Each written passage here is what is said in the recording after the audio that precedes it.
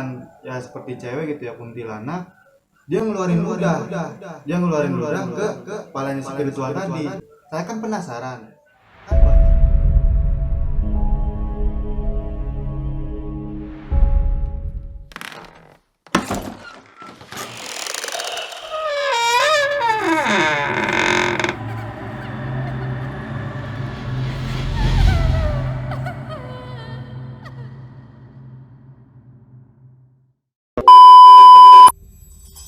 Bismillahirrahmanirrahim. Assalamualaikum warahmatullahi wabarakatuh. Waalaikumsalam warahmatullahi wabarakatuh. Oke, kawan-kawan, kembali lagi ya bersama kita di sini Asbak Company. Nah, dalam acara Ngabako, ngabahas kisah horor. Nah, pada malam hari ini kita kedatangan dua narasumber. Nah, yang dimana salah satu narasumber ini mungkin kawan-kawan sudah tidak asing lagi ya.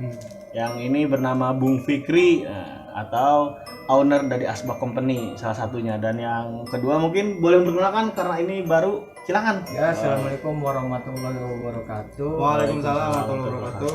Perkenalkan, nama saya Aep, biasa dipanggil Kolai. Saya rekan dari Bung Fikri. Oke, terima kasih Bung Kolai atas perkenalannya. Oke, jadi pada malam hari ini narasumber kita Bung Fikri akan menceritakan pengalaman pribadinya terkait mungkin bisa dikatakan bersentuhan langsung dengan hal-hal goib yang masih sampai detik ini menjadi apa ya? Jadi rahasia atau misteri lah ya. Mungkin agar tidak berlama-lama, silakan pada Bung Fikri untuk bisa langsung. Ya. Jadi gini ya kawan-kawan, waktu saya kelas 3 mau naik ke kelas 3 MTS pada jam 5 sore saya bermain bola dengan kawan-kawan, lebih tepatnya di SD Cibuaya. Saya main bola di situ sama kawan-kawan. Setelah jam 5:30 saya pulang. Habis itu pulang.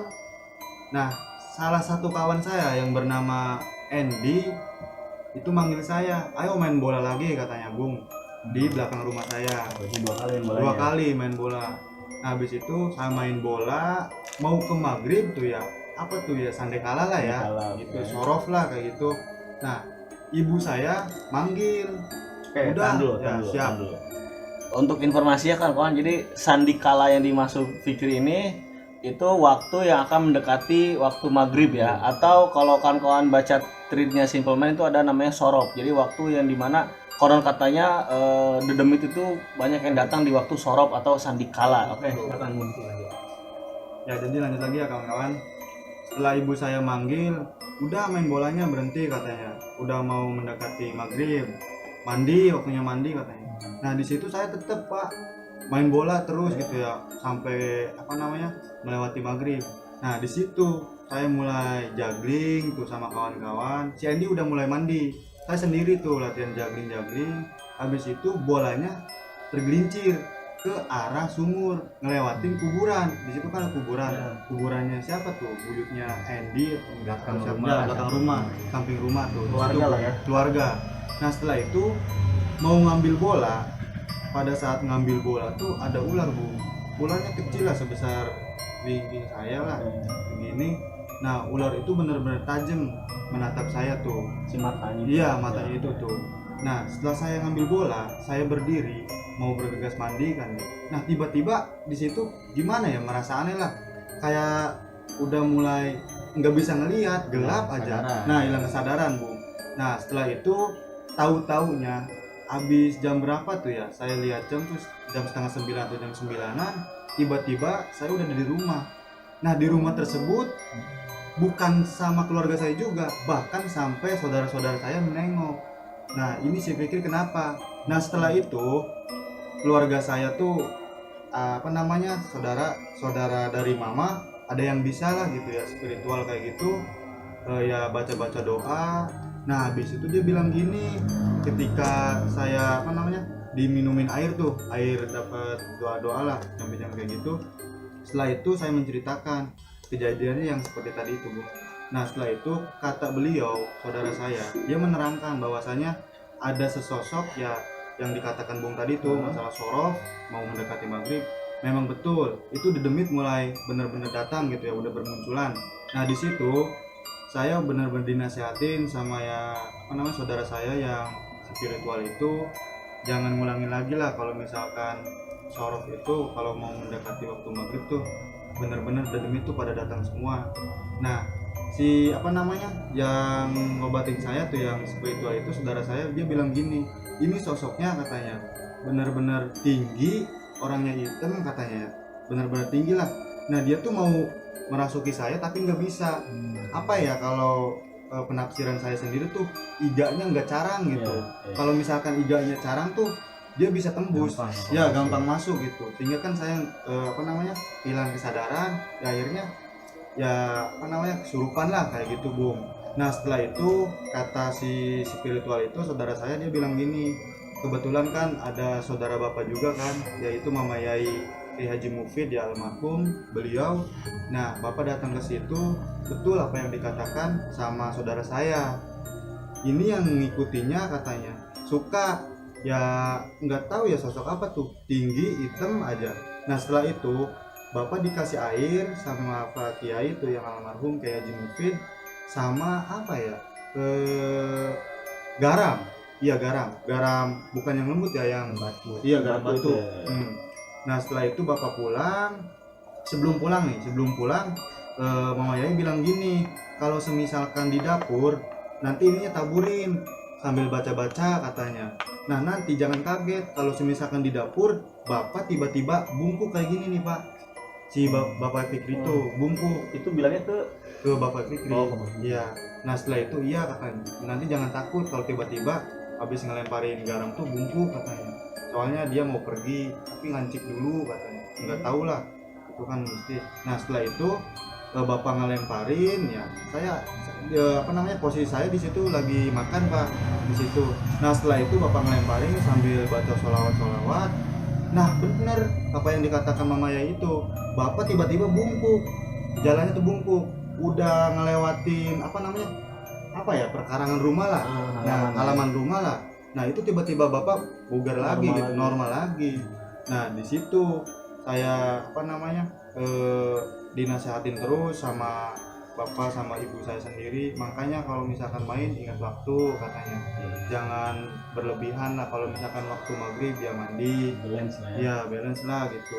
Ya mungkin gitu aja Pak, saya nggak tahu dah itu tinggi besar, nggak tahu itu siapa. Oke. Nah itu ya tadi pemirsa salah satu kisah misteri yang disampaikan oleh Bung Fikri. Nah mungkin saya mau langsung ke Bung Kolai ya. Jadi kalau tadi kita lihat ya, kita dengarkan penuturan dari Bung Fikri, yang pertama terkait dia main bola, lalu dia ngambil bola secara posisi agak jongkok dikit ya, dilihat ular, lalu ketika berdiri langsung udah gelap. Mungkin kalau secara apa namanya ilmiah mungkin bisa dikatakan misalkan kurang darah atau sebagainya. Hanya kan ketika bapaknya Fikri itu lagi nabur garam, tiba-tiba bokok, itu kan susah dijelaskan dengan logika ya. Pandangan Bung Kolai seperti apa terkait kisah Bung Fikri? Ya menurut saya sih kalau masalah mistis-mistis kayak gitu percaya nggak percaya sih sebenarnya. Tapi pengalaman juga banyak sih yang kayak gitu ya, nyata gitu.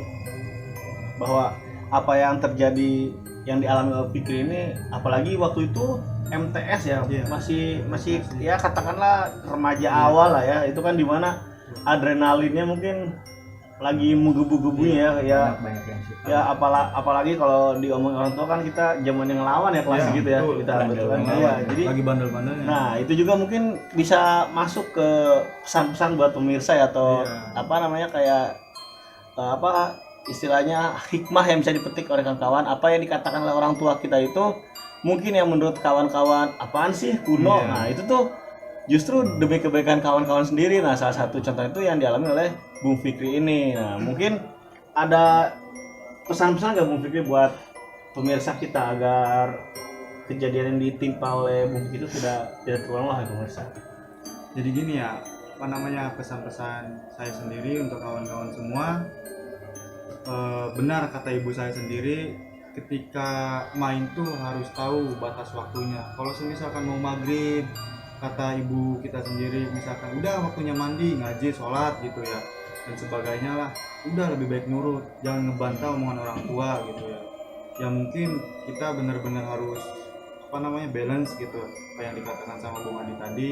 Kalau misalkan main itu benar-benar harus waktunya tuh dijaga lah. Main buat belajar, buat ngaji, buat sholat tuh kan udah ada waktu-waktunya tersendiri gitu. Jadi begitu Bu. Oke, terima kasih Bung Fikri. Nah, oke, mungkin tadi pesan-pesan yang disampaikan Bung Fikri buat teman-teman pemirsa bisa diaplikasikan ke kehidupannya ya. Lalu untuk Bung Kolai sendiri, bagaimana menurut Bung Kolai jika pesan-pesan yang sudah disampaikan oleh Bung Fikri ini dilakukan tapi tetap masih terjadi hal-hal mistis, apa pesan-pesan yang selanjutnya bisa disampaikan ke pemirsa? Jika pemirsa ini sudah terkena gangguan nih, apa sih langkah pertama yang bisa lakukan? Ya intinya gini sih, benar kata orang tua dulu, harus nurut sebenarnya, jangan ngebantah. Waktunya mau mendekati maghrib suruh pulang mandi. Ya, yang penting itulah, jangan ngebantah orang tua, emang ada benarnya orang tua. Oke, terima kasih Bung Kolai. Jadi tadi pemaparan dari Bung Fikri dan juga Bung Kolai, karena mengingat itu kan setting waktunya itu waktu MTS itu berarti kisaran tahun 2000 sekianan lah ya. Nah itu kan emang pada waktu itu emang lagi zamannya kita tuh main tuh, wah kalau belum maghrib belum selesai lah ya waktunya itu. Kalau ada meme-meme itu yang main bola itu ya waktunya itu maghrib, begitu maghrib baru beres. Nah jadi salah satu nasihat orang tua itu yang harus kawan-kawan ikutin. Jika ada pemirsa yang masih sekolah, ikutilah kata-kata orang tua ya. Jika suruh pulang saja, kan karena main bisa dilanjutkan esok hari. Bahkan gini Bu, ya bahkan tragedi saya sendiri gitu ya cerita-cerita horor tersebut bahkan bukan hanya itu saja gitu ya. Ini sekilas lah ya, saya waktu itu pernah tuh kakak saya kan udah nikah tuh, yang cowok gitu ya, dia punya anak tuh. Nah setelah punya anak kan biasa kan orang-orang kamu kan tuguran lah ya bahasanya gitu. Nah setelah itu kan saya sama saudara kawan-kawan lagi main kartu lah gitu ya, main kartu tapi bukan judi, nggak pakai uang. Nah setelah itu yang tadi saya ceritakan tuh, yang saudara saya yang spiritual itu, dia gini, bentar dulu katanya, mainnya berhenti dulu, denger enggak ada suara katanya. Suaranya deket rumahnya Bung Saleh tuh, kan saya kan gini nih rumahnya nih, ini rumah saya ini Bung Saleh. Nah suaranya ada di sana, belah sana. Nah abis itu mainnya dilanjut lagi Bung, main kartu dilanjut lagi. Bener apa kata yang saudara saya tadi yang spiritual, tiba-tiba itu suara cikikikan kan ya, seperti cewek gitu ya, kuntilanak. Dia ngeluarin ludah ke kepalanya spiritual tadi. Saya kan penasaran, kan banyak ya asumsi dari orang lain tuh, katanya lendirnya tuh bau gitu ya. Nah saya pengen nyium gitu ya. Nah setelah itu ya saudara saya yang spiritual, sok sini aja katanya. Pas saya cium bener-bener itu bau bangkai, Nah setelah itu dia cuci, dia ngejar itu, sosok itu udah hilang. Nah itu Bu. Oke. Tadi ya kawan-kawan, pemaparan dari Bung Fikri itu mungkin kawan merasa bahwa cuma gitu doang. Nah tapi harusnya kawan ngambil di perspektif lain. Bung Fikri ini salah satu ya katakanlah yang beruntung ya, karena kasusnya atau case-nya itu tidak sampai jiwanya diambil atau sebagainya ya. Jadi Bung Fikri masih bisa, istilahnya bisa diselamatkan lah ya, kata kasarnya ya. Nah tapi bagaimana jika kasusnya kan banyak, kawan-kawan silakan googling atau searching, banyak yang karena menganggap remeh bahkan sampai ya ada yang jiwanya ke bawah lah, ada apa bagainya. Nah ini kita menyangkut tentang yang jiwanya ke bawah ya Bung. Menurut dari pandangan Bung Fikri dan Bung Kolai sendiri, hal-hal apa sih yang bisa membuat orang itu jadi berani menantang hal-hal mistis demi ilmu dan sebagainya? Bahkan itu kan padahal resikonya sangat besar ya, tapi kenapa masih banyak orang-orang di luar sana yang berani menantang hal mistis? Mungkin dari Bung Kolai dulu ya. Bung Fikri dulu, jangan. Jadi gini kawan-kawan, yang mungkin pandangan saya sendiri mengenai perlawanan masalah gaib gitu ya, horor lah, misteri. Menurut saya tuh bentengnya ya satu Pak, kuatkan iman gitu ya. Terus ya perbanyak sholawat gitu. Terus yang ketiga menjalankan perbuatan yang baik lah, Kalau semi duh kumasin